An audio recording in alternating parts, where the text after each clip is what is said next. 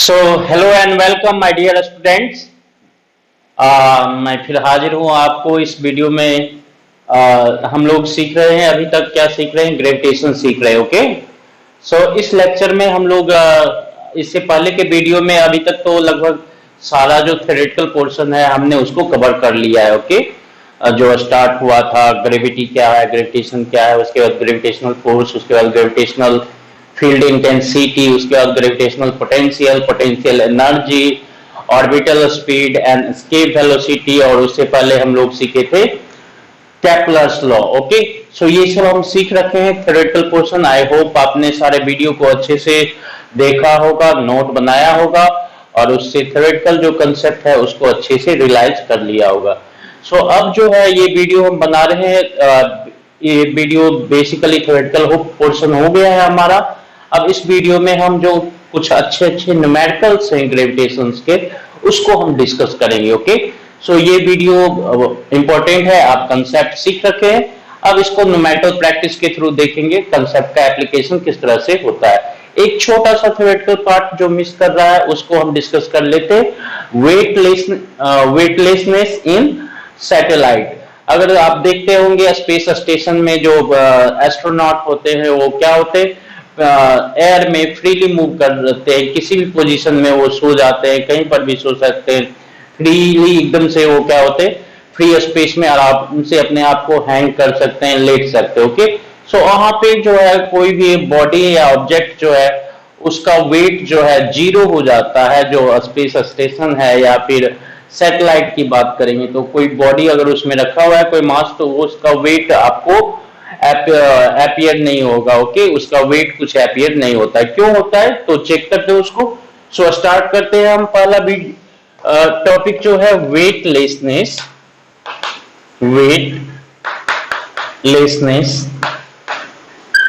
इन satellite.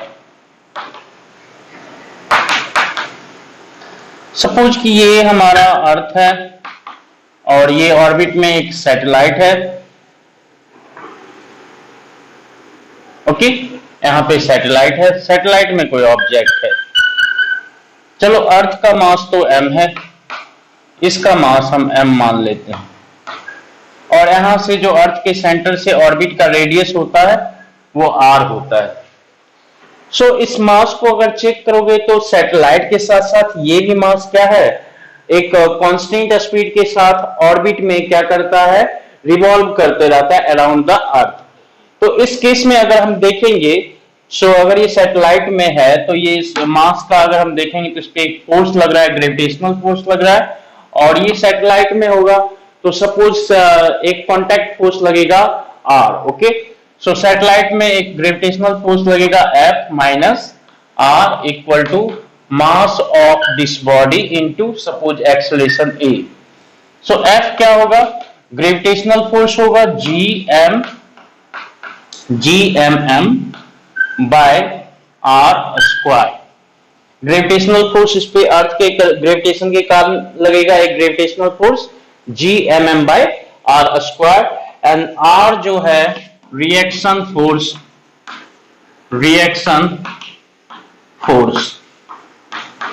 और a जो होगा इसमें एक्सेलरेशन कौन सा होगा, सेंट्रीपिटल एक्सेलरेशन होगा। a की बात करेंगे तो ये क्या हो जाएगा, a की बात करेंगे तो orbital speed vo square by r। vo square क्या होता है आप जानते हो, ऑर्बिटल स्पीड जो होगा vo वो क्या हो जाएगा, under root gm by r। So vo square की बात करेंगे तो ये हो जाएगा आपका gm by r। Okay, so ये हो गया आपका, ये यहां से इक्वेशन स्टार्ट होता है। सो ma की बात करेंगे तो इसका मतलब ये हुआ कि अगर ma लिखेंगे तो ये आप लिखेंगे m इंटू a जो होता है v स्क्वायर बाय r लिखोगे।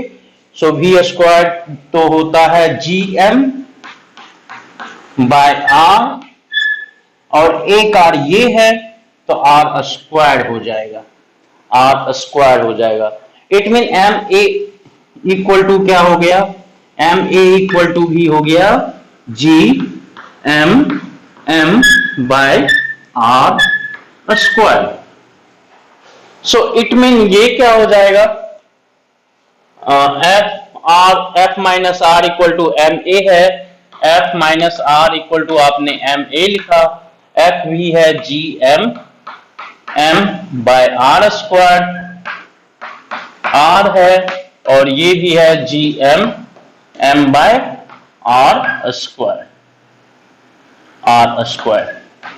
सो ये कैंसल, इसका मतलब R equal to 0। It mean satellite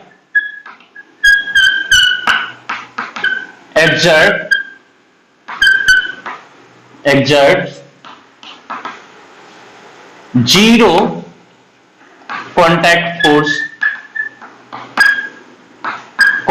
force on body। so weight contact force अगर 0 हो गया तो weight क्या हो जाएगा, weight ऑफ बॉडी क्या होगा, 0 हो गया, weight of body is 0। So body का वेट क्या हो जाएगा, 0 हो जाएगा, और इसको ही हम बोलते हैं वेटलेसनेस इन सैटेलाइट। इंपॉर्टेंट है, याद रखेंगे किस तरह से हमने लिखा। सो इसको एक बार फिर से चेक कर लेंगे आप लोग। सो ये हो गया वेटलेसनेस ऑफ सैटेलाइट। इसके लिए भी एक कंडीशन है, क्या, सैटेलाइट का जो मास जो होना चाहिए स्मॉल होना चाहिए, सिग्निफिकेंट बहुत ज्यादा बड़ा नहीं होना चाहिए। अब जैसे मून भी क्या है, एक नेचुरल सैटेलाइट है, पर मून पर कोई ऑब्जेक्ट है तो उसका वेट होता है। क्यों? क्योंकि अगर मून का मास बहुत ज्यादा होता है, नेचुरल जो हम लोग सैटेलाइट लॉन्च करते हैं आर्टिफिशियल सैटेलाइट, वो क्या होता है, मशीन होता है, जस्ट कितना होगा, 5 टन या 10 टन का होगा, बस छोटा सा मास होता है, या मान लो 100 टन का होगा। लेकिन वो जो है मून तो बहुत बड़ा मास लेके रखा हुआ है। तो अगर सैटेलाइट में सैटेलाइट का मास अच्छा खासा है तो वहां पे वेट जो होगा 0 नहीं होगा। ये 0 कब होगा, वेट 0 कब होगा, जब मास ऑफ सैटेलाइट जो है सिग्निफिकेंट नहीं होगा, स्मॉल होगा, वेरी वेरी स्मॉल होगा। ओके, सो आर्टिफिशियल सैटेलाइट में वेटलेसनेस होता है, लेकिन नेचुरल सैटेलाइट, मून भी क्या है, अर्थ का नेचुरल सैटेलाइट है, तो मून पे वेट होता है। तो याद रखेंगे वेटलेसनेस होता है, but when mass of satellite is very small, then उस केस में वेट जो है 0 हो जाता है। ओके, सो इस पॉइंट को आई होप आपने ऑब्जर्व कर लिया, याद रखेंगे सारे पॉइंट। सो सैटेलाइट में क्या होता है, किसी ऑब्जेक्ट का वेट नहीं होता है। क्यों नहीं होता है? क्योंकि कांटेक्ट फोर्स आर जो होता है 0 हो जाता है। कांटेक्ट फोर्स आर 0 हो जाता है तो उस केस में सारे पोजीशन इक्वली कंफर्टेबल होते हैं। आप एयर में ही, आपने वीडियो देखा होगा किस तरह से एस्ट्रोनॉट फ्लोट करते रहते हैं एयर में। ओके, सो सारे पोजीशंस जो होते हैं इक्वली कंफर्टेबल होते हैं। आप किसी भी पोजीशन में सो सकते हो, लेट सकते हो, बैठ सकते हो। आप मन है तो वर्टिकली आप ऊपर पैर रखोगे, नीचे सर रखोगे, कोई फर्क नहीं पड़ने वाला है वहां पे। ओके, सो इस आई होप इस पॉइंट को अच्छे से आप समझ गए। चलिए, सो अब इसके आगे चलते हैं और देखते हैं किस तरह के न्यूमेरिकल्स आते हैं। ओके, सो न्यूमेरिकल्स, अच्छे अच्छे न्यूमेरिकल्स हम इस वीडियो में बनाएंगे, अच्छे अच्छे न्यूमेरिकल का। सो इसको हम रहने देते हैं।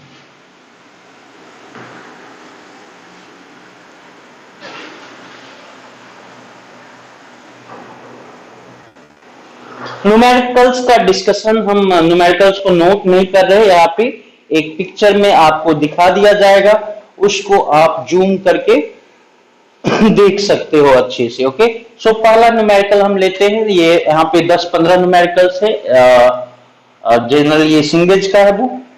सो उसमें अच्छी खासी न्यूमेरिकल्स हैं, उसको हम डिस्कस कर लेते हैं। ओके, ठीक है। सो सिंगेज का है ये, जैसे कि अब इसमें एक क्वेश्चन है, a body suspended on a spring balance, एक बॉडी स्प्रिंग बैलेंस पे सस्पेंडेड है इन ए शिप, जहाज है पानी का, weighs W naught, weighs W naught, weighs W naught, when the ship is reached, when the ship at rest पर है तो। Okay, so when the ship begins to move along the equator, ship क्या करता है, equator पे move करना start कर देता है। आप समझ लो कि एक फुटबॉल जैसा अर्थ होता है और उसका जो मिडिल वाला जो होगा वो क्या कहलाता है, लाइन इक्वेटर कहलाता है। ओके, सो इक्वेटर पे जब मूव करना स्टार्ट करता है with A speed v, okay, so that scale reading is very close to, scale reading जो है कहता है वेरी, स्केल रीडिंग क्या है, वेरी करेगा, स्केल रीडिंग क्या है, वेरी करेगा। Okay, so scale reading is very close to W not 1 plus minus 2 omega v by g, 2 omega v by g, where omega is the angular speed of earth, where omega is the angular speed of earth। okay, so where omega is the angular speed of earth है, so इसको देखिए तो इसको आप इसको कर सकते हो। आप इसमें एक क्वेश्चन इसको अच्छे से आप देख सकते हो, इस बुक में है, इसको हम जूम कर देते हैं यहाँ पे, होपफुली आपको दिख रहा होगा ये वाला क्वेश्चन।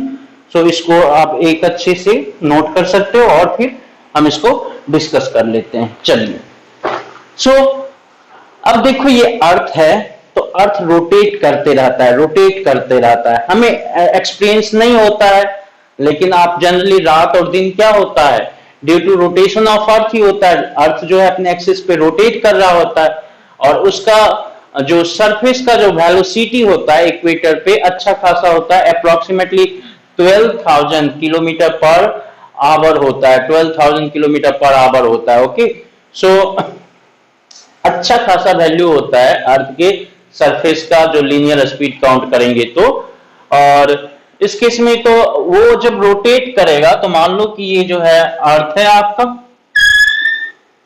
और ये रोटेट करते रहता है इस एक्सिस के अबाउट, ये जो होगा इक्वेटर होगा, ये इक्वेटर होगा।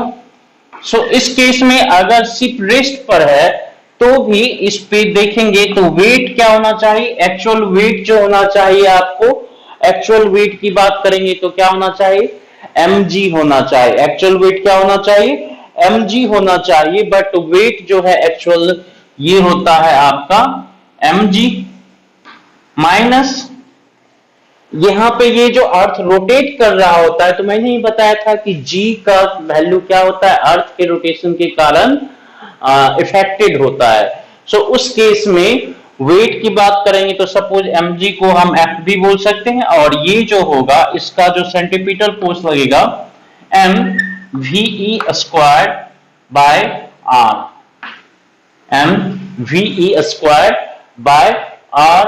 यहां पे ve क्या होगा, linear speed of surface of earth at equator। Okay, ये कब होगा, when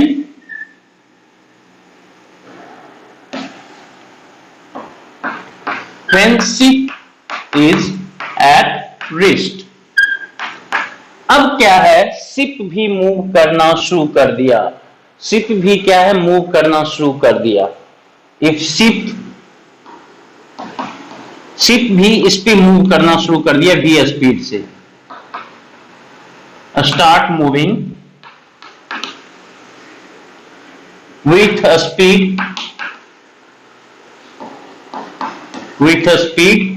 v, देन इसका देखेंगे सेंटर के अबाउट, तो नेट स्पीड हो जाएगा, नेट स्पीड क्या होगा, अगर east to west, sorry from west, earth जो है from west to east rotate करता है, from west to east, then ये जो हो जाएगा v जो हो जाएगा वो क्या होगा, ve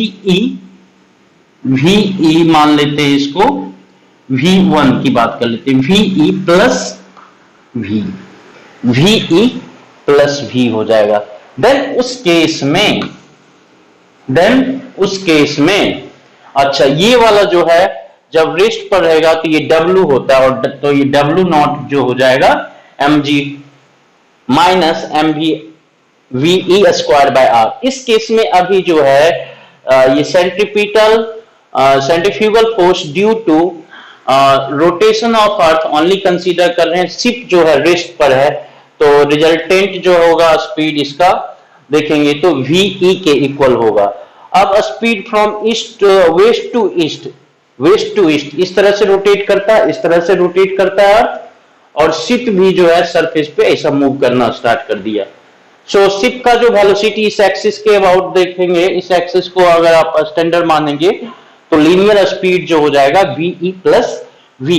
नाउ यहां पे W की बात करोगे तो ये हो जाएगा mg minus m v plus v का स्क्वायर बाय r, ठीक है mg।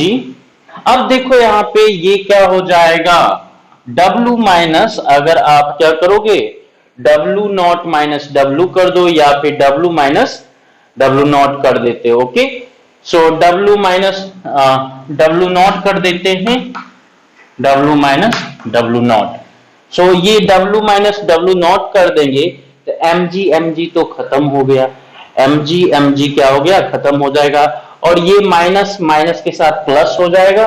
सो ये हो जाएगा आपका m बाय आर, और ये हो गया वी प्लस वी का स्क्वायर माइनस वी का स्क्वायर।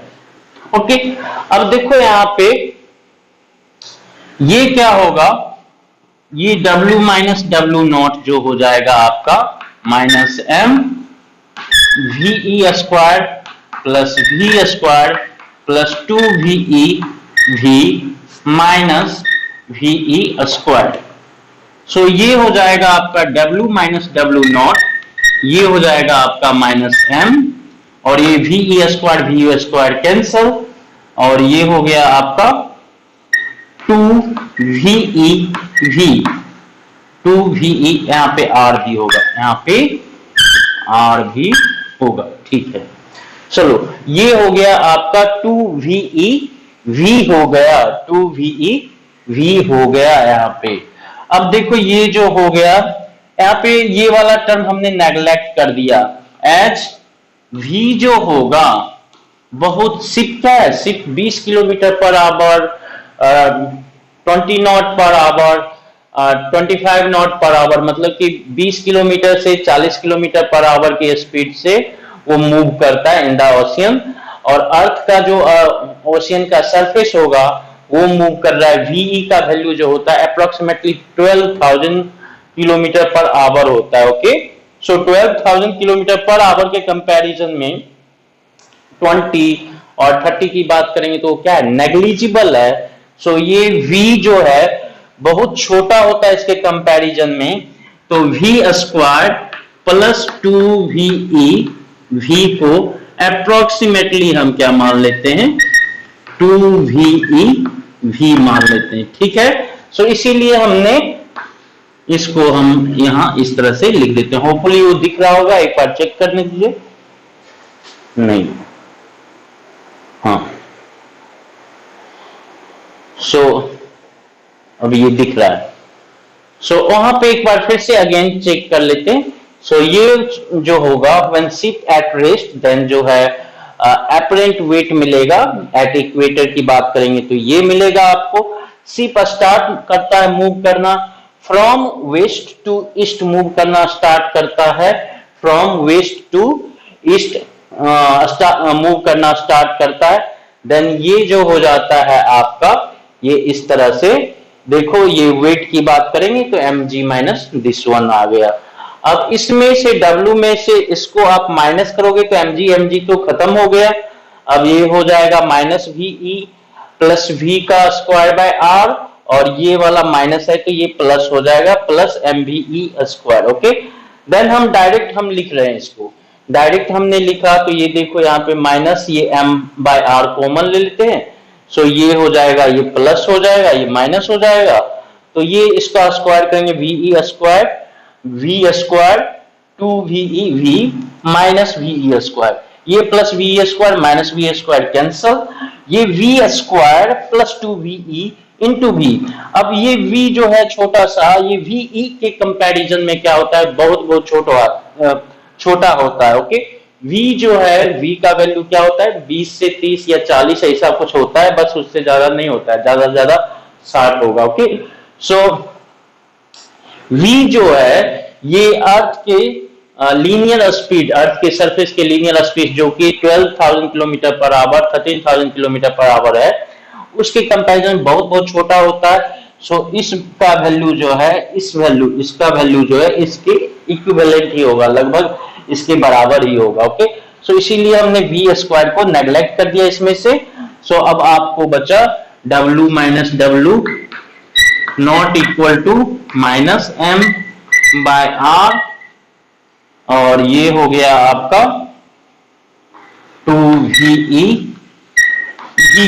ओके, सो अब देखो यहां पे, सो W इक्वल टू क्या हो जाएगा, W इक्वल टू हो जाएगा W naught minus M by R की बात करें। अब VE की बात करेंगे, देखो यहाँ पे VE क्या होगा, VE की बात करेंगे तो VE क्या हो जाएगा बताओ, या फिर VE बाय R क्या हो जाएगा। आप ये ओमेगा जो होता है, ओमेगा क्या है, एंगुलर स्पीड ऑफ अर्थ, तो ये जो हो जाएगा VE की बात करेंगे तो ओमेगा इंटू R होता है। सो VE बाय R जो हो जाएगा ये ओमेगा हो जाएगा, VE बाय R क्या हो जाएगा, ओमेगा हो जाएगा। सो इस केस में देखें ये जो है ये इधर आएगा तो V नॉट हो जाएगा, और इसकी बात करेंगे सो ये हो गया आपका M, और क्या है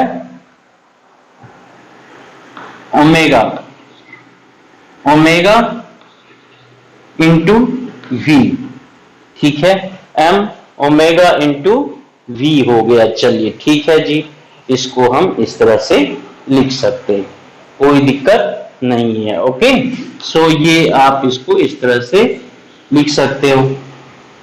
अब इसमें देखो M की बात करेंगे तो M क्या होगा, M तो ये होगा आपका, M की बात कर लें तो M जो होगा वो क्या हो जाएगा,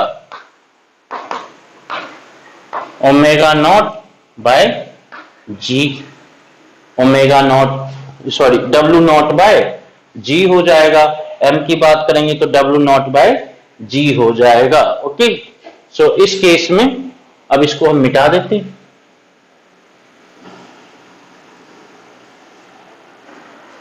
तो W इक्वल टू हो गया आपका W naught minus 2W naught by G, M की जगह आप ये यूज करोगे, और ये हो गया आपका ओमेगा, और ये हो गया आपका V हो गया। Okay, so W equal to W not 1 minus 2 omega V by G, ये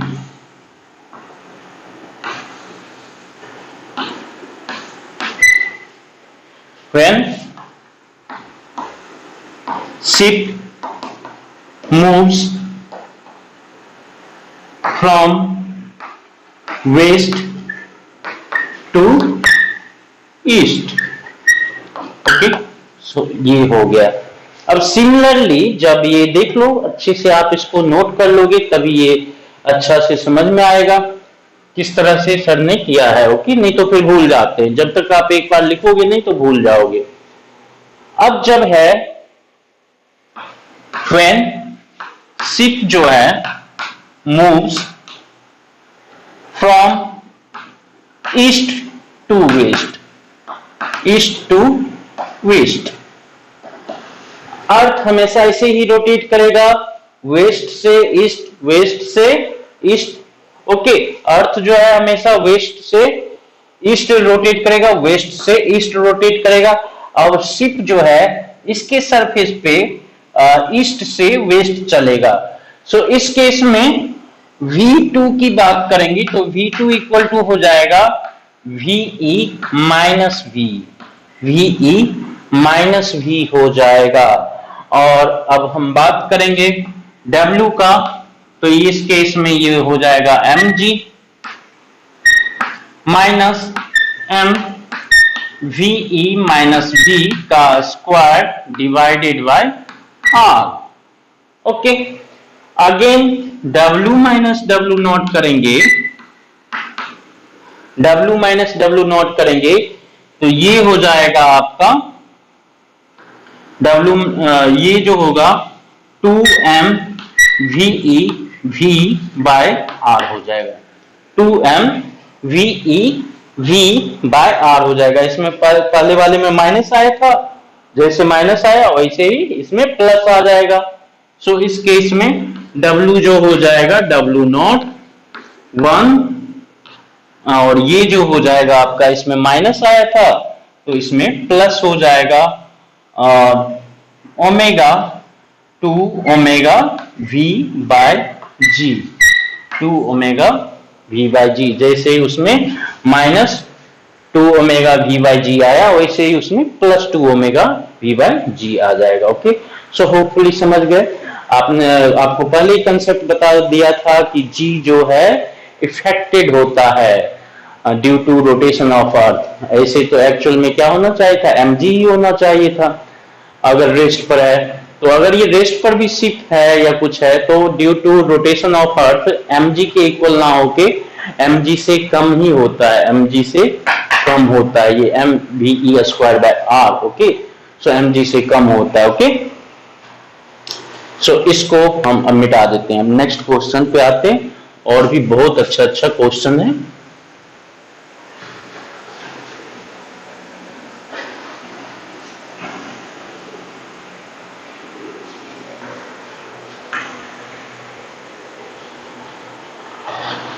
चलो, एक क्वेश्चन और है, देखिए ये वाला क्वेश्चन है, क्वेश्चन नंबर 5.2। एक बार अच्छे से देख लीजिए इसको, क्वेश्चन नंबर 5.2, जूम करके पॉज करके, क्वेश्चन नंबर 5.2 होपफुली आप सबको दिख रहा होगा। चलिए, सो 5.2 क्या कहता है, a spaceship is sent to investigate a plane of mass capital M and radius capital R. Okay, while hanging motionless in a space at a distance 5r from center of planet, a spaceship fires an instrument package of mass m, which is much smaller than mass of a spaceship. For what angle theta will the package just grazes the surface of planet?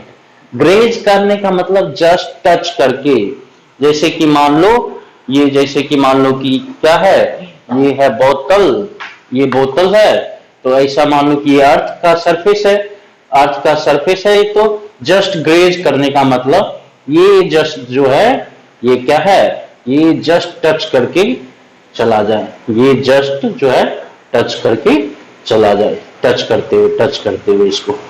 Okay, so graze करने का मतलब just touch करके पास करना। Okay, slightly एकदम touch करते रगड़ते हुए पास कर जाना। ओके, सो ये क्या कहता है कि स्पेसशिप है और एक प्लैनेट को इन्वेस्टिगेट करना चाहता है। जैसे हमने मार्स पे अपना जो है परसेवरेंस भेजा है, उससे पहले परसेवरेंस तो लैंड कर गया, बहुत सारा मार्स ऑर्बिटर है वो सब ऑर्बिट में घूमते रहता है।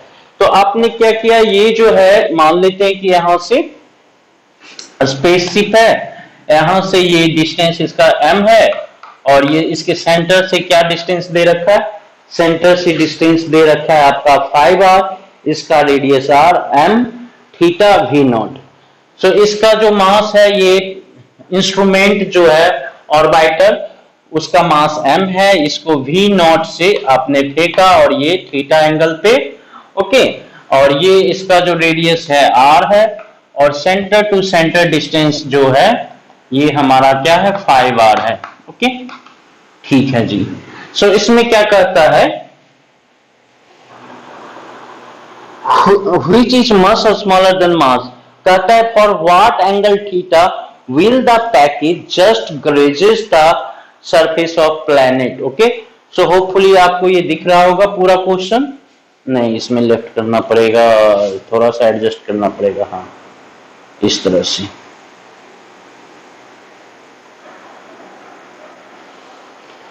सो क्वेश्चन क्या कहता है कि ये एक प्लेनेट है, इसको हमें इन्वेस्टिगेट करना है। तो हमने एक बड़ा ह्यूज स्पेसक्राफ्ट भेजा। उसके जो स्पेसक्राफ्ट है उससे एक जो है ऑर्बिटर साइड टाइप का हमने क्या किया, एक इंस्ट्रूमेंट जो भेजना है उसको हम थीटा एंगल पे, इसके लाइन ज्वाइनिंग द प्लेनेट क्या है, थीटा एंगल पे रिलीज कर दिया।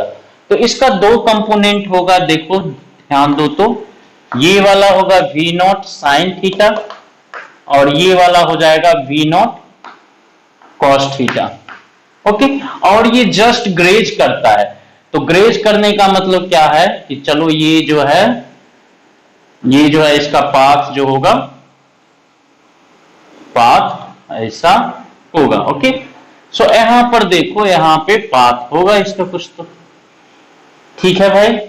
सो जब ये ग्रेज करेगा तो यहां पे सपोज की वेलोसिटी जो होगा ग्रेज करता रहेगा तो इस पाथ पे रहेगा, इसका जो स्पीड होगा टेंजेंशियल स्पीड सपोज v मान लेते हैं, ठीक है।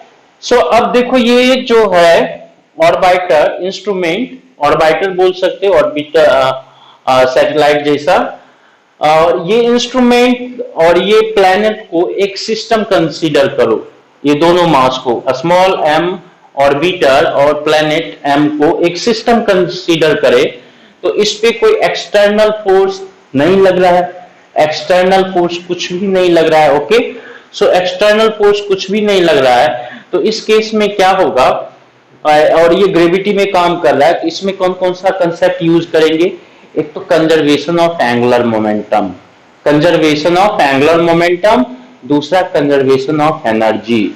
Okay, conservation of angular momentum and conservation of energy principle हम यूज करेंगे, समझ गए। सो इस केस में देखो क्या होगा, एक कंजर्वेशन ऑफ एंगुलर मोमेंटम करोगे, कंजर्वेशन ऑफ एंगुलर मोमेंटम,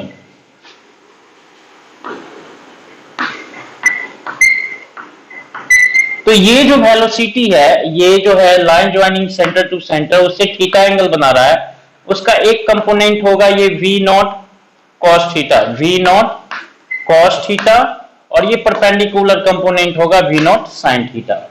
चलो, जब कंजर्वेशन ऑफ मोमेंटम अप्लाई करेंगे तो हम मान लेते हैं कि ये सेंटर ऑफ प्लेनेट के अबाउट जो मोमेंटम होगा, एंगुलर मोमेंटम, वो क्या होना चाहिए, कंजर्व्ड होना चाहिए।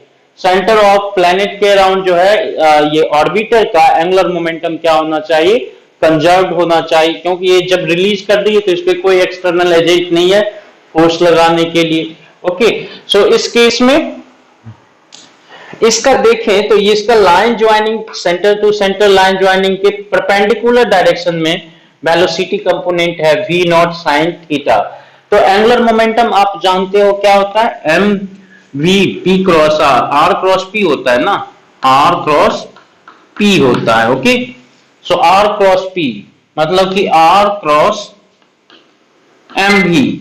चलो, सो इस केस में r की बात करेंगे तो यहां से यहां तक r हो जाएगा, और ये जो हो गया v।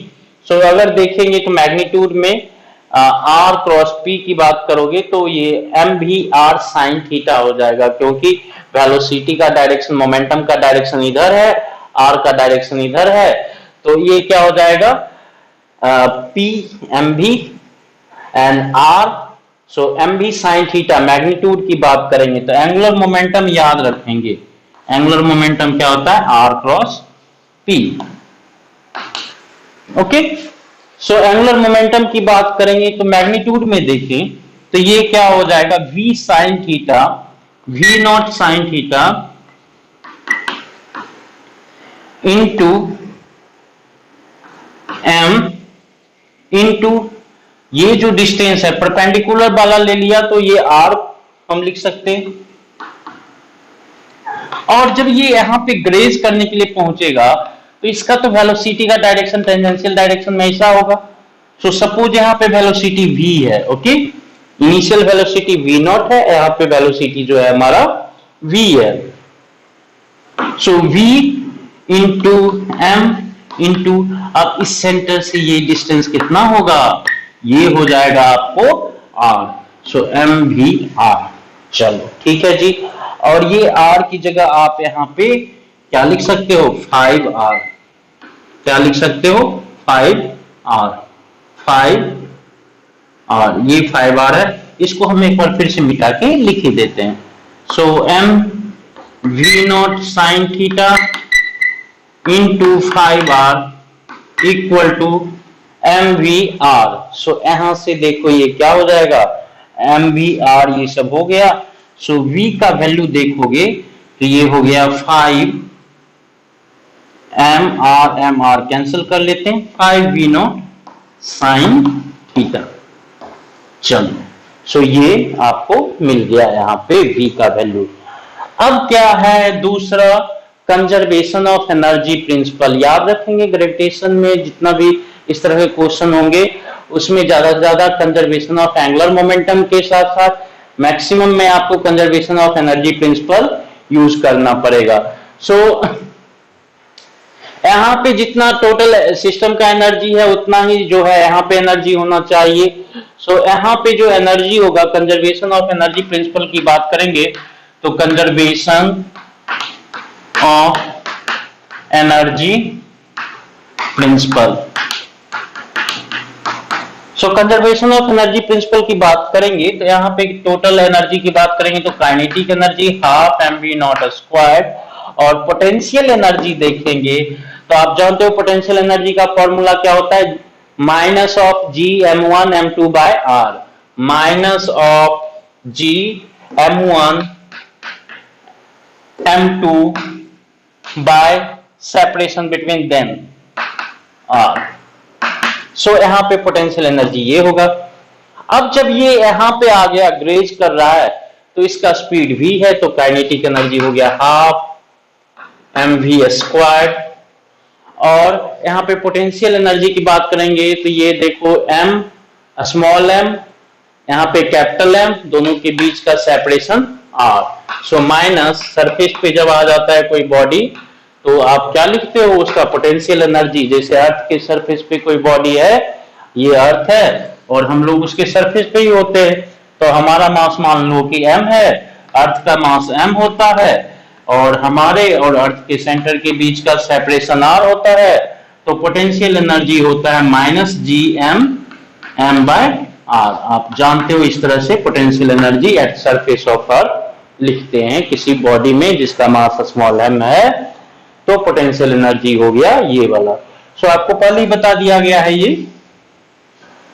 अब क्या है, आपको फाइंड आउट क्या करना है, v तो अननोन है तो v को हम लिख सकते हैं ½ mv0 स्क्वायर, और इसमें देखो ये जो है आप इसको v इसको इधर ले आए तो हाफ, या स्मॉल m को खत्म ही कर दो, स्मॉल m को सब जगह खत्म कर दिया, v square minus v0 square, इसको इधर ले गए तो ½ mv square minus ½ mv0 square हो गया, और इसको इधर ले आए सो ये हो गया gm बाय r, ठीक है, कॉमन हो गया, और ये हो गया आपका 1 माइनस 1 बाय 5, 1 माइनस 1 बाय 5। अब ये देखो ये v स्क्वायर कितना हो गया, v स्क्वायर जो हो गया आपका, v की बात करेंगे तो ये हो जाएगा 25 v0 square sine square theta minus v0 square by 1/2, ये हो गया आपका 4/5, तो 4gm बाय 5r, ठीक है जी। सो अब इससे भी हम v0 स्क्वायर ले सकते हैं बाहर, तो आप इसको लिख सकते हो क्या, 25 sine square theta minus 1, v0 square बाहर ले लिए, ये 2 इधर गया और ये v0 स्क्वायर इधर कॉमन ले लेंगे, v0 स्क्वायर बाय 2 कर देते, एक बार लिख लेते तो ज्यादा अच्छा है, आप लोग को कंफ्यूजन ना हो। 4gm bye 5r। सो इसका मतलब 25 साइन स्क्वायर थीटा को हम लिख सकते हैं -1। सो इसको हम उधर ले जाएंगे तो ये हो जाएगा 4gm, और ये 4 का ये 2 हो जाएगा तो ये हो जाएगा 8gm, और v नॉट स्क्वायर नीचे आ जाएगा तो 5v नॉट स्क्वायर r हो गया। ठीक है, सो ये आपका 25 साइन स्क्वायर थीटा ये मिल गया। सो इसको ही अब आपको क्या करना है, देखो आप अच्छे से समझ गए होंगे, इसको एक बार फिर से नोट करेंगे। क्वेश्चन आपको वीडियो पे दिखा दिया गया है।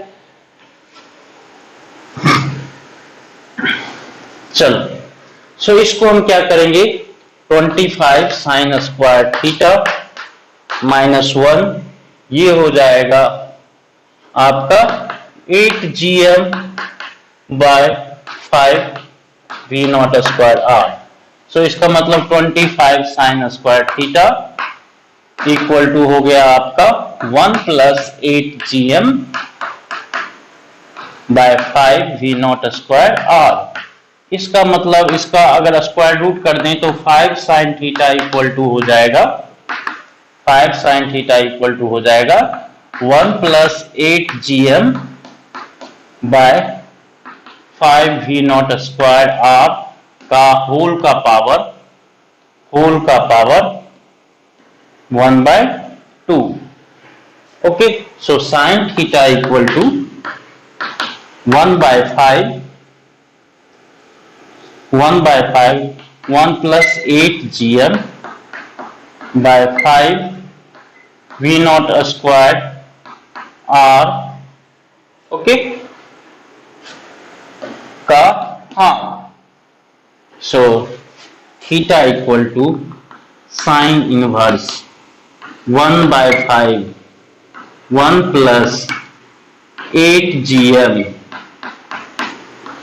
Bye 5v naught square r का 1/2। ओके, सो ये आ गया आपका थीटा का वैल्यू जो कि आपसे पूछा जा रहा था। ओके, सो कैलकुलेशन है स्टेप टू स्टेप, कंसेप्ट दो ही है क्या, एक कंजर्वेशन ऑफ एंगुलर मोमेंटम और दूसरा कंजर्वेशन ऑफ एनर्जी प्रिंसिपल, और उससे हमारा सारा कैलकुलेशन बाकी रीअरेंजमेंट है। ओके, सो इसको ध्यान रखेंगे।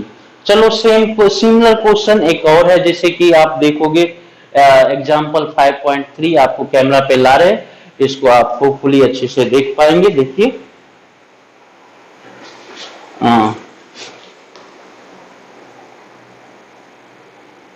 ये दिख रहा है नहीं दिख रहा है, आई डोंट नो, एक बार फोकस, हाँ इसको देख लेंगे 5.3। इससे पहले भी जो हमने क्वेश्चन कराया था वो सारे क्वेश्चन को मैं एक बार फिर से लाइट अप कर देता हूँ, इसको अच्छे से देख लोगे। ओके, एग्जाम्पल 5.1 शायद उस टाइम आपको दिखा नहीं होगा। एग्जाम्पल 5.2 अच्छे से आप इसको नोट कर लेंगे। एग्जाम्पल 5.3 इसको भी हम समझ लेते हैं, बहुत ही टिपिकल क्वेश्चन है, यूरोडोप का क्वेश्चन है और एडवांस लेवल का क्वेश्चन है ये सारे क्वेश्चन। सो एक बार यहीं से स्टार्ट कर देते हैं हम लोग कि लॉन्ग क्वेश्चन एडवांस लेवल के क्वेश्चन सॉल्व करेंगे तो ज्यादा हमारा कॉन्फिडेंस अप होगा। ये सब एडवांस लेवल के क्वेश्चन है, पूछे गए क्वेश्चन है। ओके, और ये यूरोडोप का भी क्वेश्चन है। सो आपको बस कंसेप्ट चेक करते रहना है। इसमें जैसे दो कंसेप्ट था, हमने क्या पहले ही बताया, conservation of angular momentum and conservation of energy principal. बाकी सारा कुछ क्या था, साइन थीटा कैलकुलेट करना है, रीअरेंजमेंट करना है जो भी नॉन गिवन क्वांटिटी है।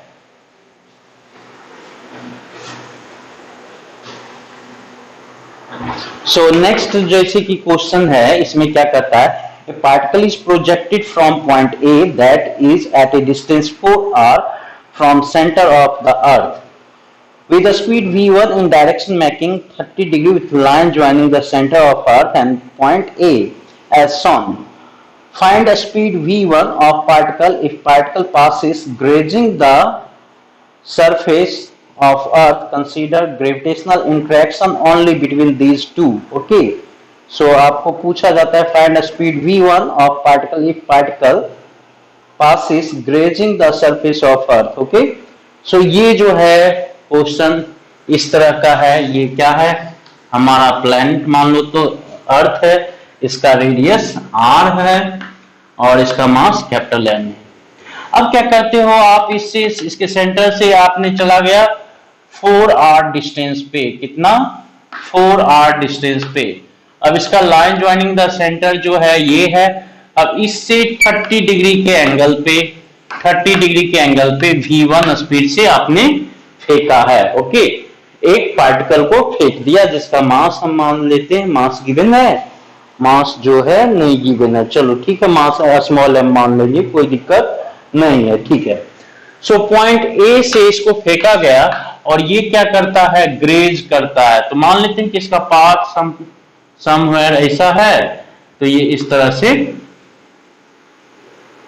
ऐसा ग्रेज करता हुआ पास करेगा कहीं पर भी।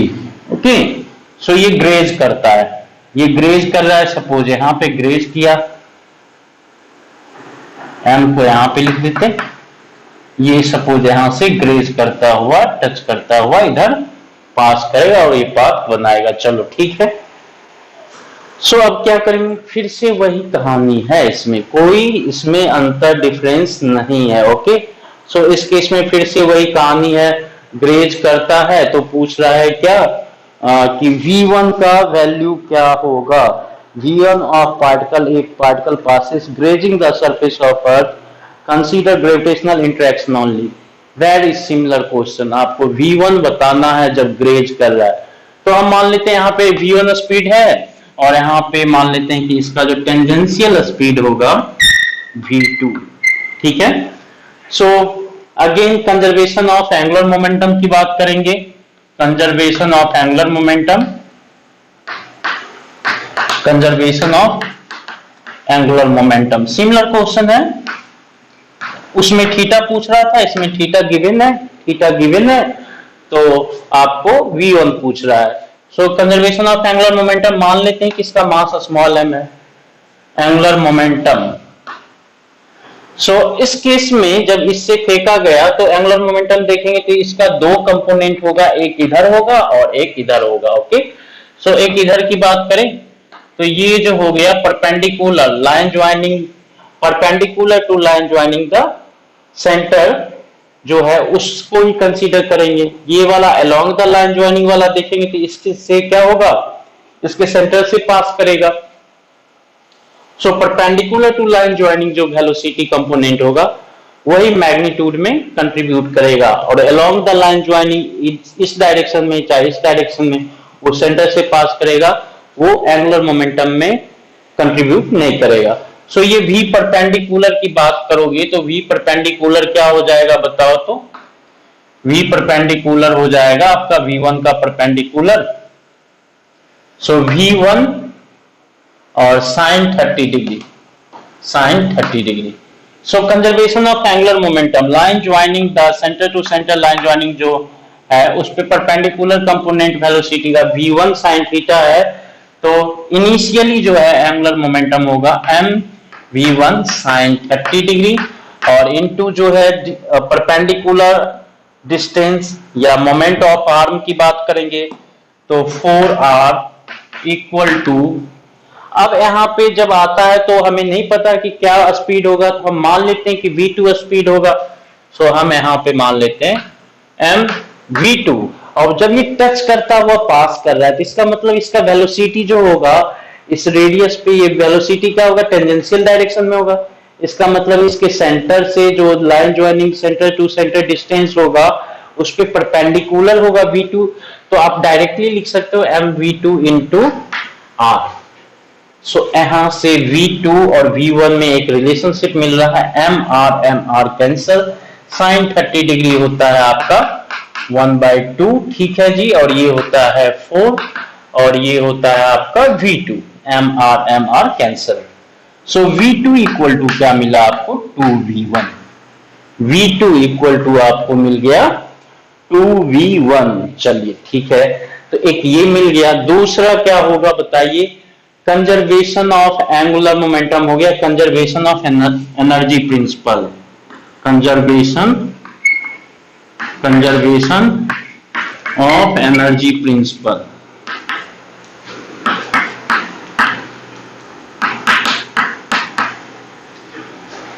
कंजर्वेशन ऑफ एनर्जी प्रिंसिपल की बात करेंगे तो E इनिशियल इक्वल टू क्या होना चाहिए, E फाइनल होना चाहिए। टोटल एनर्जी जितना यहाँ पे था इस बॉडी में उतना ही एनर्जी इस बॉडी में यहाँ पर होना चाहिए। तो टोटल एनर्जी यहाँ पर देखें तो kinetic energy half mv1 square था। पोटेंशियल एनर्जी भी है, तो पोटेंशियल एनर्जी क्या होगा, minus G m1 m2 bye are की जगह लिखेंगे 4r। ठीक है, अब यहां पर देखो तो ये हो गया काइनेटिक एनर्जी। इस पॉइंट पे देखेंगे फाइनल पोजीशन तो half m v2 square, half m v2 square and यहां पे देखेंगे पोटेंशियल एनर्जी तो minus G m by R. Okay, so कोई इसमें कोई कष्ट नहीं होना चाहिए। सो यहाँ पे अगेन V2 का वैल्यू 2V1 हम पुट कर सकते हैं, स्मॉल m कैंसल आउट हो गया। So V1 square by 2 minus GM by 4R equal to V2 square by 2 को V2 की जगह 2V1 square by 2 minus GM by R। Okay, so ये आपका इक्वेशन, यहां से V1 आसानी से आपको मिल जाएगा। V1 का वैल्यू आप आसानी से कैलकुलेट कर सकते हो। सो इस केस में देखो V1 का कैलकुलेट कर ले, हम लोग आसानी से कैलकुलेट कर सकते हैं। ओके, सो कितना होगा V1 की बात करेंगे तो ये देखो ये हो गया आपका 4V1 square minus 4V1 square by 2, 2V1 square और V1 स्क्वायर बाय 2, तो 2 में से 2 माइनस हाफ V1 स्क्वायर। ठीक है, इसको इधर लेके चले गए और इसको इधर ले आए। सो ये हो गया आपका GM बाय R कॉमन हो गया, तो ये इधर आएगा तो प्लस हो जाएगा, तो +1 और ये -1/4 है तो -1/4। सो ये हो गया आपका GM, ये हो गया आपका कितना 4 - 1 3/2 V1 स्क्वायर और ये हो गया आपका 3/GM/R इंटू 3/4। सो ये हो गया आपका 3 cancel 2 so V1 equal to बात करेंगे तो ये हो गया GM by 2R। Answer V1 equal to क्या हो गया GM बाय 2R और GM बाय R दे रखा है आपको 6.4 इंटू 10⁷ GM बाय R जो है 6.4 आपको गिवन है क्वेश्चन में। GM बाय R जो है आपका 6.4 इंटू 10⁷। सो आप इसको ऐसा भी कर सकते हो 64 मीटर स्क्वायर पर सेकेंड स्क्वायर ऐसा दे रखा है। इसको आप ऐसा भी कर सकते हो 64 इंटू 10⁶ मीटर स्क्वायर पर सेकेंड स्क्वायर। ओके, सो आप ये वैल्यू भी पुट करके देख सकते हो। 64 का स्क्वायर रूट 8, 10⁶ का स्क्वायर रूट 10�3 हो जाएगा वहां पे। ओके, सो आप उसको आसानी से कैलकुलेट कर सकते हैं। अब देखो ये भी क्वेश्चन बहुत ही इंटरेस्टिंग है, आपको फिर से ये दिखाया जाएगा, फिर से एक दिखा देते हैं। ओ सॉरी, ये तो लगता है कि पूरा जो है, अरे यार ऑटो फोकस पे नहीं था, ये पूरा वीडियो ऐसा हो गया। चलो बच्चे, इसको हम फिर से एक बार एक्सप्लेन कर देते हैं, फिर से एक बार एक्सप्लेन कर देते हैं। ये क्वेश्चन जो हमने कराया अभी, ये ऑटो फोकस पे नहीं होने के कारण ये जो है इस तरह से आ गया। चलिए ठीक है, सो इसमें क्वेश्चन तो आपने देख ही रखा था। हमने क्या बताया, कंजर्वेशन ऑफ एंगुलर मोमेंटम का एप्लीकेशन करेंगे। क्वेश्चन हमारा देखो फाइनल ये सॉल्यूशन है, फाइनल सॉल्यूशन है ये हमारा। पहला कंजर्वेशन ऑफ एंगुलर मोमेंटम का यूज किया, दूसरा कंजर्वेशन ऑफ एनर्जी प्रिंसिपल का यूज किया हमारा आंसर आ गया। प्रीवियस क्वेश्चन जैसा ही ये क्वेश्चन है, प्रीवियस क्वेश्चन जैसा ही ये क्वेश्चन है। ठीक है, सो क्वेश्चन क्या था, क्वेश्चन क्या था इसको पॉज करके आप देख सकते। क्वेश्चन क्या था कि ये प्लेनेट है, प्लेनेट का सेंटर है अर्थ है, अर्थ का रेडियस r होता है, मास m है। अर्थ के सेंटर से क्या है 4r डिस्टेंस पे ऊपर जाकर क्या करते हैं, एक पार्टिकल है, उस पार्टिकल को इतना v1 स्पीड से हमने line joining the direction of line joining जो है उससे 30 डिग्री का एंगल बनाते हुए फेंक दिया। अब जब उसको ऊपर फेंक दिया तो ये क्या करता है, ग्रेज करता है, रिवॉल्व करने की कोशिश करेगा, ग्रेज करता है, अर्थ के सरफेस को ग्रेज करता है। इसका पाथ देखेंगे तो पाथ समवेयर जो है, पाथ जो होगा ओके, यहाँ पे ऐसा भी हो सकता है या फिर आप बनाना चाहो तो ऐसा भी बना सकते हो, इधर ही ग्रेज करा देते हैं, कोई दिक्कत नहीं। सो इस तरह का पाथ है। सो ये आया इधर से, इस तरह का पाथ होगा। तो ये जो है यहां से देखे तो ये सेपरेशन r हो जाएगा, और यहां पर जब आएगा तो मान लेते हैं इसका वेलोसिटी v2 है और यहाँ पे v1 है। सो v1 का दो कंपोनेंट होगा, ये component of velocity perpendicular to line joining centre to centre. So ये जो हो जाएगा v1 sin 30 डिग्री। अब क्या है, कंजर्वेशन ऑफ एंगुलर मोमेंटम का यूज किया तो mv1 sin 30 degree into 4r, moment of arm या परपेंडिकुलर डिस्टेंस 4r होता है। कंजर्वेशन एंगुलर मोमेंटम को लिखते हो तो m r क्रॉस p लिखते हो आप, r क्रॉस p लिखते हो आप पे। सो ये हो जाता है mv1, मैग्नीट्यूड में डील करेंगे सिर्फ, तो mv1 sin 30 degree into 4r initial, जब यहाँ पे होगा तो एंगुलर मोमेंटम वही होगा। जब यहाँ पर आ रहा है तो कोई एक्सटर्नल टॉर्क नहीं लग रहा है, एक्सटर्नल फोर्स नहीं लग रहा है, ये दोनों मिलके एक सिस्टम को बना रहा है। तो सिस्टम पे एक्सटर्नल टॉर्क या एक्सटर्नल फोर्स नहीं लग रहा है तो इसका एंगुलर मोमेंटम क्या होना चाहिए, कंजर्व्ड होना चाहिए। तो जब ये यहाँ पे भी पहुंचेगा तो उसका एंगुलर मोमेंटम का मैग्नीट्यूड वही होना चाहिए, सेम डायरेक्शन में होना चाहिए। तो ये जब यहाँ पे था तो एंगुलर मोमेंटम इसका हम इस तरह से लिख दिए, जब यहाँ पे होगा तो एंगुलर मोमेंटम जो होगा m v2 डायरेक्शन है और यहाँ से centre to centre perpendicular distance r है, तो m v2 इंटू r, तो यहाँ से v1 v2 में relationship conservation of energy principal use करेंगे। सो यहाँ पे जाएंगे तो यहाँ पे देखेंगे तो v1 स्पीड है तो kinetic energy half mv square, और यहाँ पे पोटेंशियल एनर्जी होता है, पोटेंशियल एनर्जी क्या होता है minus G m1 m2, m1 को कैपिटल M, m2 को small m divided by r, तो r की जगह यहाँ पे 4r होगा।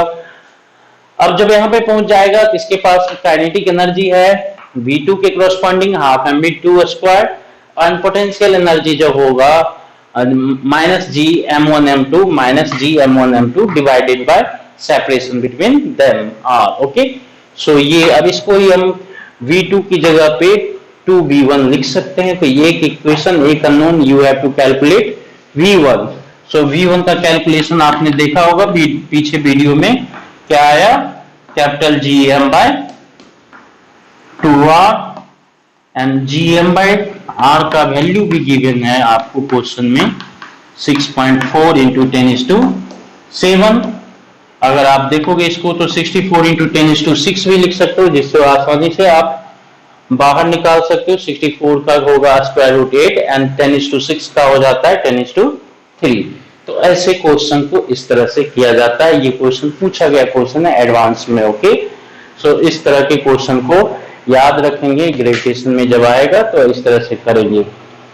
अब देखो ये क्वेश्चन भी बहुत ही खूबसूरत क्वेश्चन है, ऐसे तो क्वेश्चन सारे खूबसूरत हैं इसमें, लेकिन बेसिकली जो है conservation of angular momentum and conservation of energy principal पे लगभग सारे क्वेश्चन बेस्ड है और उससे सारा क्वेश्चन सॉल्व हो जा रहा है। ओके, सो जितने भी क्वेश्चन है तो हम एक और क्वेश्चन डील करते हैं और उसके बाद आगे प्रोसीड करेंगे। ये खूबसूरत क्वेश्चन है, इसीलिए एक क्वेश्चन है, इसको हम फिर से फोकस करेंगे। आपको कैमरा पे लाके क्वेश्चन हम नोट नहीं करेंगे।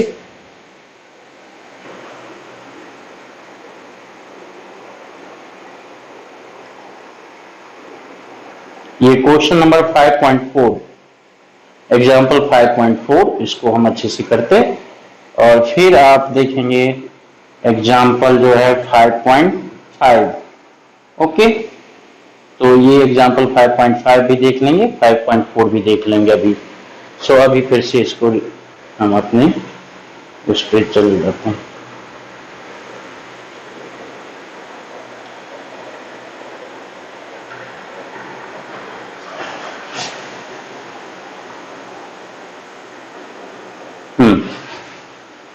सो 5.5 एंड 5.4 एक बार अच्छे से आप लोग चेक कर सकते हो। 5.4 क्या कहता है, 5.4 का एग्जांपल एक बार देख लो। 5.4 आप पॉज करके और आप उसको पहले क्वेश्चन देख लो अच्छे से। 5.4 कहता है, बहुत ही खूबसूरत क्वेश्चन है ये। Pair of stars rotate about A common centre of mass. दो स्टार होता है बाइनरी स्टार। ओके, बहुत सारे स्टार ऐसे होते हैं या ब्लैक होल देखेंगे तो दोनों जो है रोटेट करता है एक दूसरे के अबाउट, और वो ड्यू टू ग्रेविटेशनल पुल, दोनों जो है रोटेट कर रहा होता है ड्यू टू ग्रेविटेशनल पुल, और जो है एक दूसरे से दूर भी नहीं जाता और बढ़ते जाता है और रोटेट करते रहता है। ओके, सो बाइनरी स्टार का कंसेप्ट है something. So a pair of stars rotate about common center of mass. One of the stars has a mass capital M and other जो है small m. Their centers are distance d apart. D being large compared to size of either stars. Okay, and derive expression for period of revolution of stars about their common center of mass. Compare the angular momentum and kinetic energy.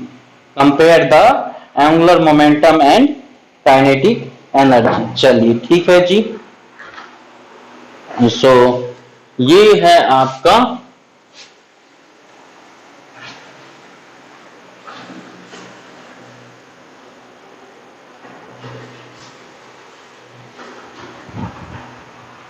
दो star है। Okay, एक का मास है, एक heavy है और एक lighter है, स्मॉल एम। दोनों का जो देखेंगे तो दोनों के बीच का जो सेपरेशन है वो क्या है, डी है। सो कहीं पर सेंटर ऑफ मास होगा, इसका सेंटर ऑफ मास जो है जहां पर हैवी मास है उसके पास ही होगा सेंटर ऑफ मास। तो ये दोनों एक दूसरे को रोटेट करता रहेगा। ओके, सो ये रोटेट करेगा ना, तो ये जो है सेंटर ऑफ मास के अबाउट ये रोटेट करेगा। सो सेंटर ऑफ मास के अबाउट देखेंगे तो इसका जो रोटेशन होगा, मान लो कि ये ऐसा रोटेट कर रहा है, सो ये जो है इस तरह से इस ऑर्बिट में रोटेट करेगा। कैपिटल एम वाला जो है इस ऑर्बिट में रोटेट करेगा और स्मॉल एम वाला जो है इसके अबाउट रोटेट करेगा। यही स्मॉल एम वाला जो है इस ऑर्बिट में रोटेट करेगा। स्मॉल एम वाला जो है इस ऑर्बिट में रोटेट करेगा। देखो स्मॉल एम ऐसा रोटेट करेगा सेंटर ऑफ मास के अबाउट, इस सेंटर के अबाउट ऐसा रोटेट करेगा। ओके, सो ये हो गया ऑर्बिट ऑफ कैपिटल एम, ये हो गया orbit of small M. Suppose कि इसका डिस्टेंस जो है इसका d1 बोल देते हैं और इसका जो है d2 बोल देते हैं। आप सेंटर ऑफ मास का कंसेप्ट पढ़े होंगे, तो टू मास सिस्टम में जो होता है d1 by d2 हो जाएगा। तो ये क्या हो जाता है, सेंटर ऑफ मास से जो पोजीशन होता है inversely proportional to their masses. So d1 by d2 करेंगे तो m by m लिखेंगे, m by m, ये आपको पता है। चलिए अब क्या है, ये जो रोटेट कर रहा है तो इस पे रोटेट करने के लिए सेंट्रीपिटल फोर्स चाहिए ना।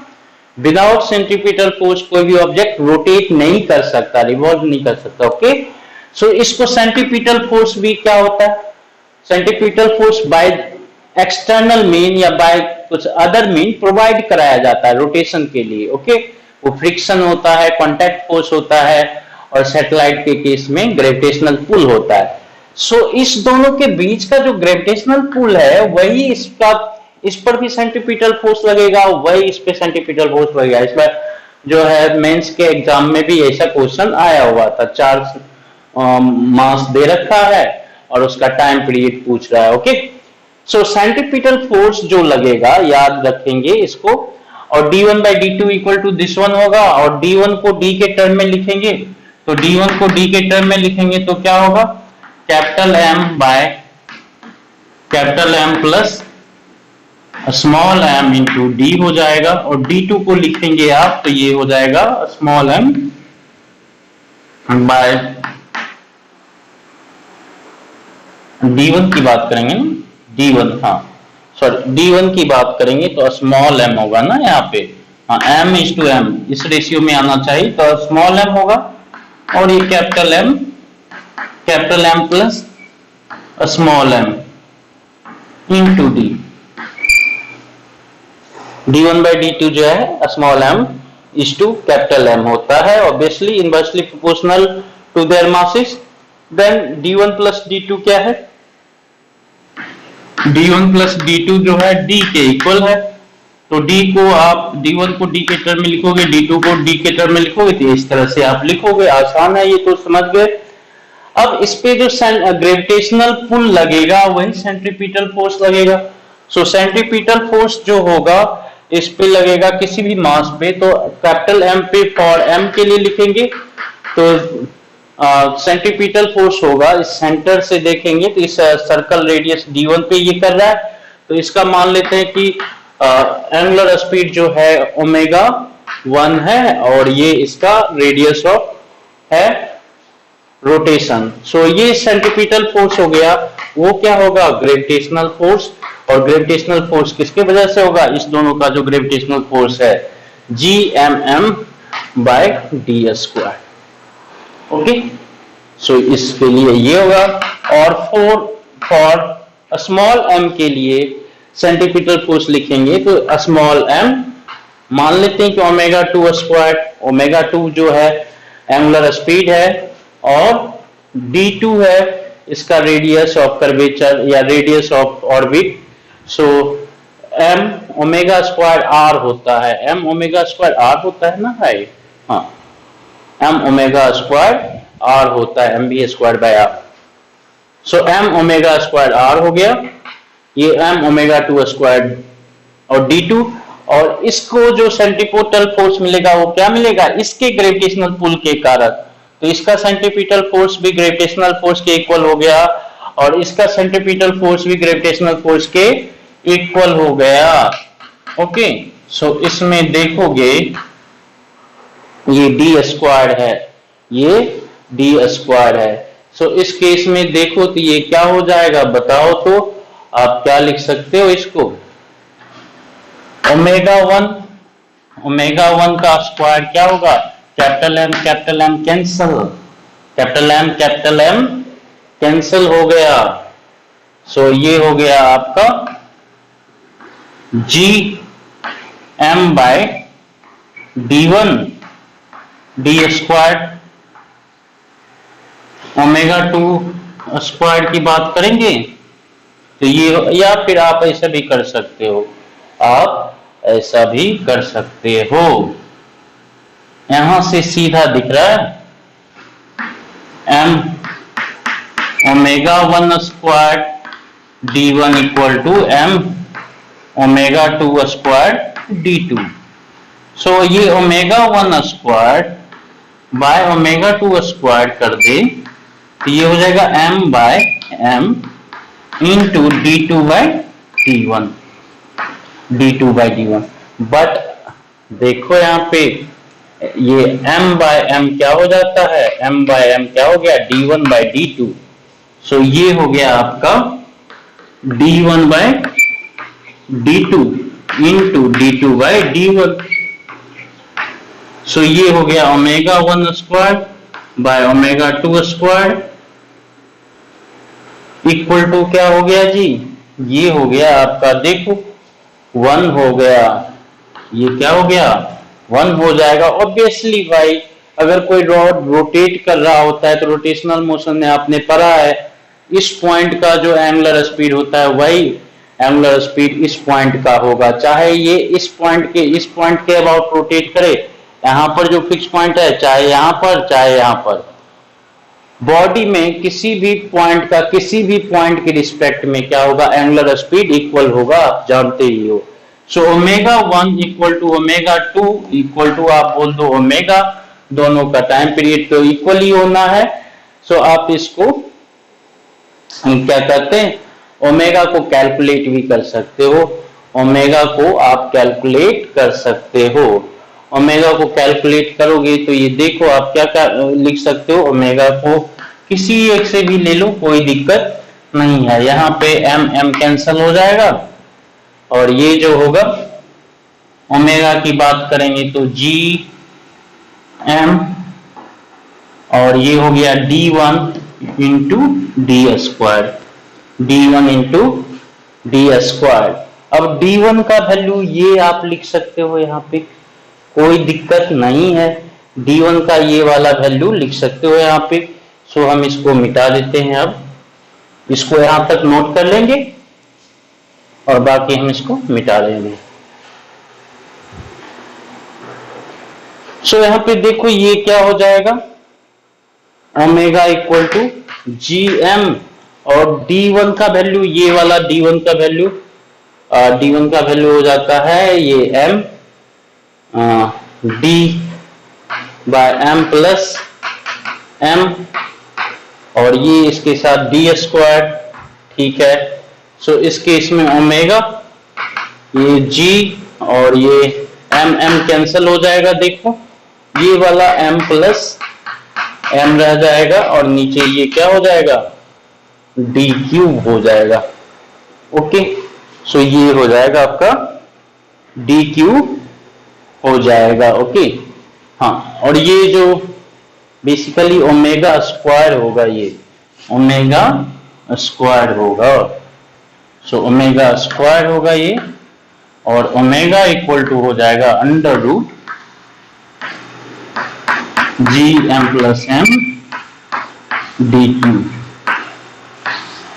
तो ओमेगा एंगुलर वेलोसिटी दोनों का मिल गया, टाइम पीरियड मिल जाएगा आपको, टी इक्वल टू आप क्या लिखोगे, 2 पाई बाय ओमेगा। तो दोनों स्टार का टाइम पीरियड और एंगुलर स्पीड क्या होगा, सेम होगा, आप लिख सकते हो। उसके अलावा क्या पूछ रहा है इसमें,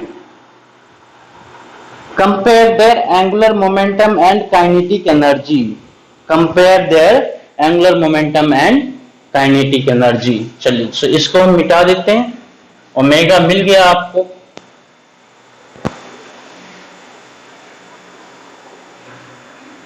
एंगुलर मोमेंटम की बात करेंगे तो Lm बाय Lm की बात कर लेते हैं। सो एंगुलर मोमेंटम क्या होगा बताओ, इस सेंटर के अबाउट देखेंगे हमेशा। सो ये होता है आपका आई ओमेगा होता है, I M omega M, I M omega M. Omega M तो क्या है, सेम है, ये खत्म ही हो गया, ये हो गया I M by I M. I M की बात करेंगे तो ये क्या हो जाएगा, ये पॉइंट मास है, तो इस सेंटर के अबाउट, इस एक्सिस के अबाउट आप मोमेंट ऑफ इनर्शिया की बात करेंगे तो capital M into D1 square, M D1 square. दूसरा इसकी बात करेंगे तो small M into D2 square, small M into D2 square. अब आपको पता है, पहले ही आपने लिख रखा है, small M by capital M क्या है, स्मॉल D1 बाय D2, या capital M by small M कर दो, capital M by small M कर दो, तो ये हो गया आपका D2 बाय D1। तो इसको देखो, आप यहाँ पे नोट करोगे तो ये हो गया आपका D2 by D1 into D1 by D2 का स्क्वायर। तो ये हो जाएगा आपका D1 एक तो D1 बाई D2 हो गया। तो इस केस में एंगुलर मोमेंटम की बात करेंगे तो Lm LM बाय LM क्या हो जाएगा, ये हो जाएगा आपका D1 बाय D2। तो ये भी आपको मिल गया। ओके, टाइम पीरियड मिल गया, ओमेगा मिल गया आपको, एंगुलर मोमेंटम का रेशियो मिल गया, काइनेटिक कंपैरिजन हो गया। काइनेटिक एनर्जी की बात करेंगे, काइनेटिक एनर्जी की बात करेंगे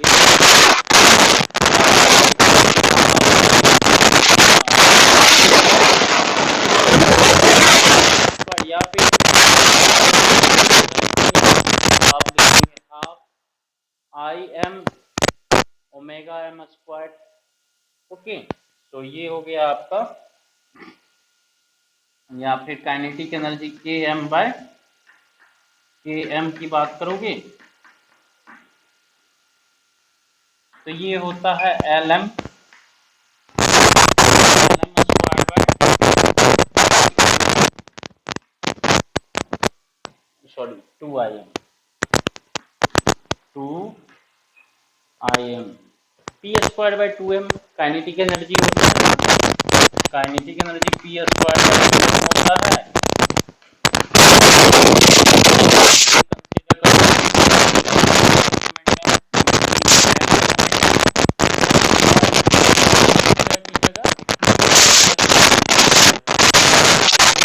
LM स्क्वायर बाय 2IM, और ये हो गया आपका LM स्क्वायर बाय 2IM। तो ये हो गया आपका LM बाय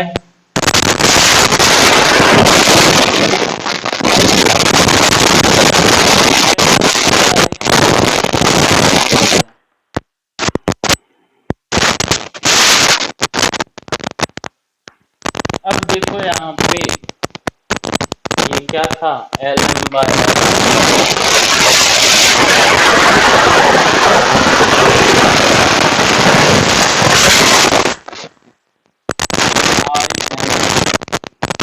IM का square into IM by IM,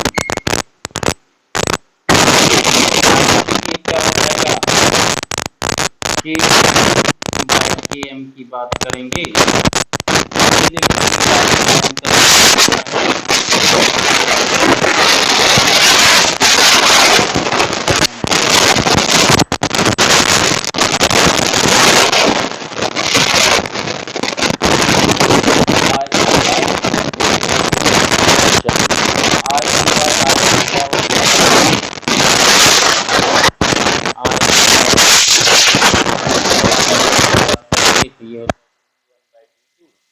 ये अगर इतना है तो ये इतना होगा D2 by D1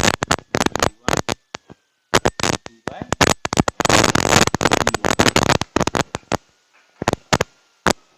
D2 by D1। तो इस तरह ये क्वेश्चन कर लिए बाइनरी स्टार का। इसमें क्या है, बाइनरी स्टार के केस में याद रखेंगे सेंट्रीफ्यूगल फोर्स को आप इक्वेट कर दोगे ग्रेविटेशनल फोर्स से और प्रॉब्लम सॉल्व हो जाएगा इस तरह से। ओके, तो और भी प्रॉब्लम है, 4-5 प्रॉब्लम 10 प्रॉब्लम और भी करेंगे और सीट का मॉड्यूल का प्रॉब्लम करेंगे, सो वो नेक्स्ट वीडियो में करेंगे। तो आज हमें तीनों का बहुत मजे रखिएगा, ये बढ़िया प्रॉब्लम है, प्रैक्टिस ये लेवल आपको आ गया ध्यान में, एक बार प्रैक्टिस